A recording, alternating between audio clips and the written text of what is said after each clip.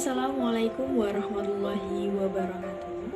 Saya Farida Maftuha Rahma dari Fakultas Bahasa dan Ilmu Komunikasi Program Studi Ilmu Komunikasi. Di sini, saya akan menjelaskan tentang kelebihan dan kekurangan sistem penyiaran digital. Tujuannya untuk memenuhi ulangan tengah semester mata kuliah dasar penyiaran. Indonesia adalah salah satu negara yang belum sepenuhnya menggunakan sistem penyiaran digital. Perkembangan sistem penyiaran digital termasuk perkembangan yang sangat pesat dibandingkan sistem lainnya. Perlu kita akui bahwa negara-negara lain telah lebih dulu berpaling menggunakan sistem penyiaran digital. Menurut Kementerian Komunikasi dan Informatika Republik Indonesia, digitalisasi penyiaran di Indonesia akan dilakukan pada November 2002. Langkah ini membuat penyiaran televisi di Indonesia semakin baik. Setelah November 2002, pemerintah rakyat Indonesia mensosialisasikan program penyiaran digital. Ya, penyiaran digital adalah sistem penyiaran yang menggunakan sinyal digital daripada sinyal analog.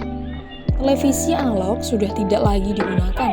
Dalam peraturan Menkominfo, ada 3 tahap penghentian televisi analog di seluruh Indonesia. Tahap pertama dilakukan di tanggal 30 April 2002, kemudian tahap kedua akan dilakukan pada 25 Agustus 2002, dan terakhir tanggal 2 November 2002 merupakan akhir penghentian siaran televisi analog. Sistem penyiaran digital adalah sistem yang baik dengan beberapa keunggulan. Pertama, penyiaran digital menghasilkan gambar yang lebih stabil dan tajam. Sistem penyiaran digital menggunakan sinyal khusus yang tidak dapat terganggu oleh faktor-faktor eksternal seperti cuaca buruk dan sebagainya. Masyarakat Indonesia cenderung tidak stabil dan sering terganggu faktor cuaca dan sebagainya, yang membuat para penonton merasa tidak nyaman saat menonton televisi. Yang kedua adalah kemampuan penyiaran dalam HDTV. High Definition Television atau HDTV adalah kualitas penyiaran yang sangat baik dan tajam.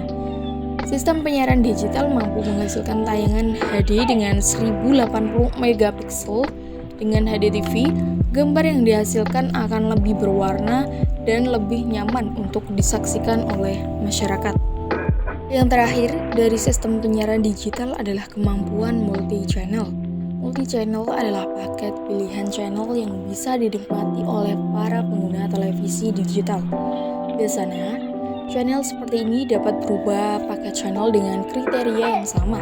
Contohnya, jika seseorang hanya ingin membeli paket multi-channel untuk menonton pertandingan olahraga, maka channel yang didapatkan hanya channel-channel yang menyiarkan acara olahraga. Dengan beralih ke sistem penyiaran digital adalah sistem yang baik dan akan memajukan teknologi penyiaran di Indonesia. Saat ini, lembaga penyiaran menjalankan simulcast, yaitu bersiaran TV digital tanpa mematikan siaran TV analog.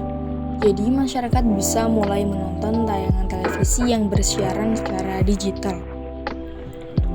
Kementerian Komunikasi dan Informatika Dr. Andes Ismail menjelaskan bahwa setidaknya ada 2 keuntungan yang langsung dinikmati masyarakat begitu menjadi penonton siaran TV digital.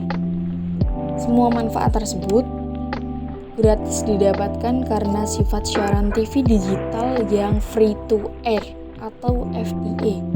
Menonton siaran TV digital itu tetap tidak berbayar, sama dengan siaran TV analog yang gratis.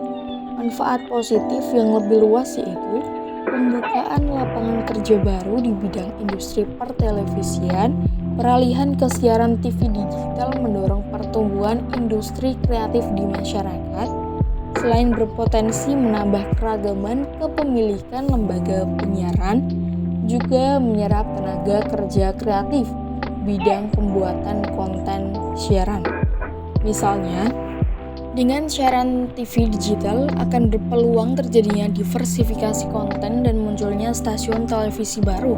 Yang sekarang ada 40 televisi yang sudah mendapatkan izin bersiaran, kemungkinan nanti akan berkembang banyak TV untuk menangkap siaran TV digital.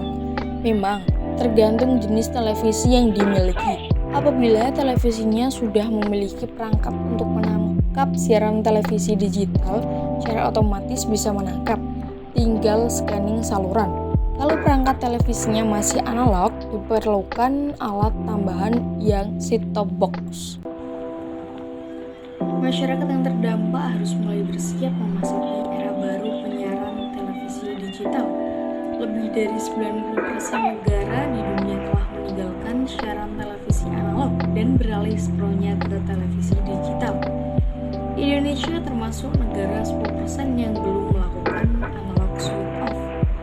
Oleh karena itu, mau tidak mau kita harus mengejar ketertinggalan sehingga tahun depan kita bisa melaksanakan sepenuhnya ASUR.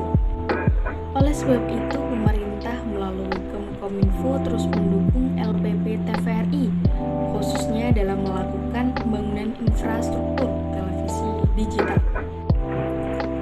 Namun, di sisi lain, digitalisasi penyiaran ini dalam prakteknya juga tidak sepenuhnya menguntungkan. Ada beberapa hal yang menjadi kekurangan dalam praktek digitalisasi penyiaran. Pertama, kendala operasional dalam proses migrasi total dari teknologi analog menuju digital sangat terkait dengan kesiapan mayoritas penonton televisi di Indonesia yang masih menggunakan televisi analog. Kondisi ini akan memperlama proses total digital karena mau tak mau kebijakan simulcast atau siaran berbarengan antara analog dan digital harus memperhatikan kecukupan waktu. Lama jangka waktu simulcast harus dibedakan antara daerah ekonomi maju dan daerah ekonomi kurang maju, sehingga dapat ditinjau kembali sesuai kesiapan masyarakat dan penyelenggara. Sehingga, jika pada akhirnya TV analog dapat diberhentikan secara total, tidak menimbulkan kesenjangan baru, bahkan jika masyarakat belum sepenuhnya siap, perlu dibuka kemungkinan lagi. Tidak harus dilakukan total switch off pada televisi analog. Apabila pilihannya hanya dilakukan penghentian pada tahun tertentu, sebagaimana roadmap Kominfo yang mengharuskan total switch off tahun 2018, dikhawatirkan setelah analog switch off dan ternyata masih ada kelompok masyarakat di pedalaman yang tidak terjangkau digitalisasi, mereka senantiasa mengira bahwa kehadiran teknologi secara otomatis mendatangkan kesejahteraan tanpa mempertimbangkan tuntutan prasyarat sosiokulturalnya. Padahal, bagaimana mungkin sebuah negara akan berhasil mengadopsi teknologi untuk kepentingan dan kesejahteraan bersama?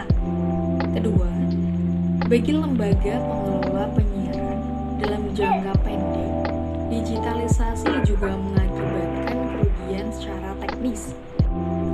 Kerugian justru berasal dari pemancar televisi lama yang tidak dapat digunakan. Pasca migrasi digital, seluruh materi stasiun televisi usai operasional stasiun televisi beragam, mulai dari 5 tahun hingga 8 tahun.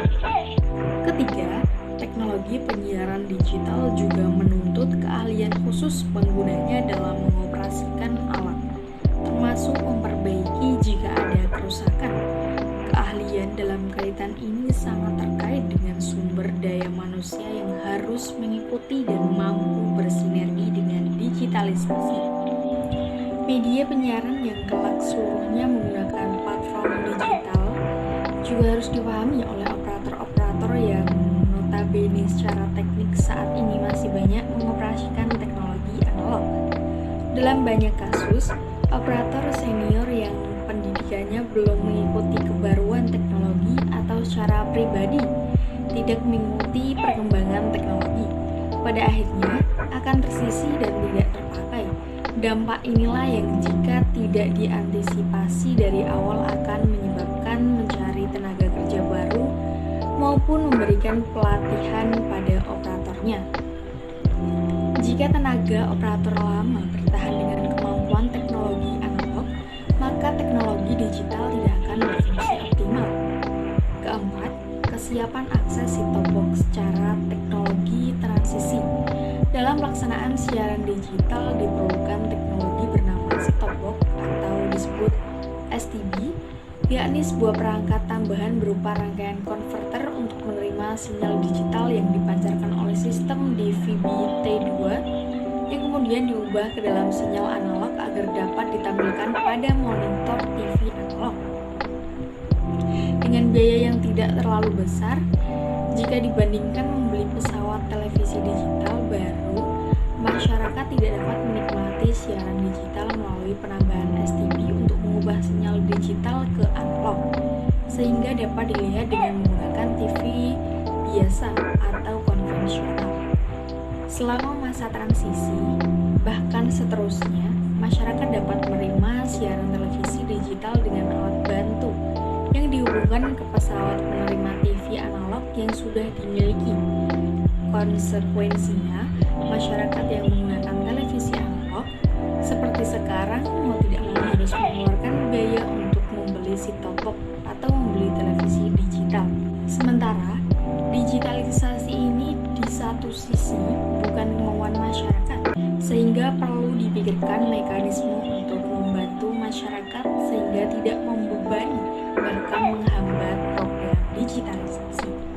Baik, itulah informasi yang dapat saya sampaikan tentang kelebihan dan kekurangan sistem penyiaran digital yang akan diterapkan secara menyeluruh di Indonesia pada tahun 2002 ini. Sekian dari saya. Wassalamualaikum warahmatullahi wabarakatuh.